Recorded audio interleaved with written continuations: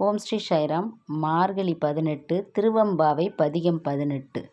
அண்ணாமலையான் அடிக்க மலம் சென்றிறைஞ்சும் விண்ணோர் முடியின் மணித்தொகை விரற்றாற்போல் கண்ணார் இரவி கதிர்வந்து கார்கரப்ப தன்னார் ஒளிமழுங்கி தாரகைகள் தாமக்கல பெண்ணாகி ஆனாய் அழியாய் பிறங்கொழிசேர் விண்ணாகி மண்ணாகி இத்தனையும் வேறாகி கண்ணார் அமுதமாய் நின்றான் கழல்பாடி பெண்ணே இப்பூம்புனல் பாய்ந்தாடலோர் எம்பாவாய்.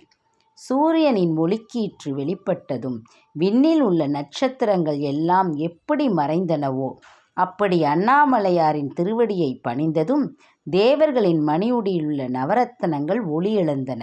பெண்ணாகவும் ஆணாகவும் அழியாகவும் என முப்பிரிவாகவும் திகழும் அவர் வானமாகவும் பூமியாகவும் இவை இல்லாத பிற உலகங்களாகவும் திகழ்கிறார்.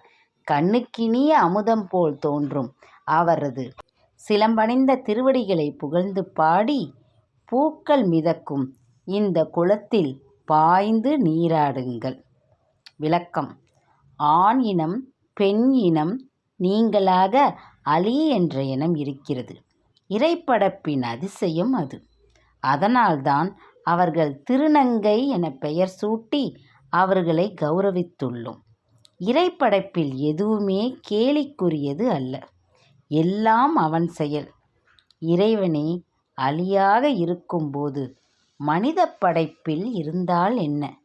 எல்லா உயிர்களையும் பரம்பொருளாக காண வேண்டும் என்பதே இப்பாடலின் உட்கருத்தாகும். இதுவே இந்த திருப்பள்ளி எழுச்சி 18 பதிகமாகும். மீண்டும் நாளை சந்திப்போம்.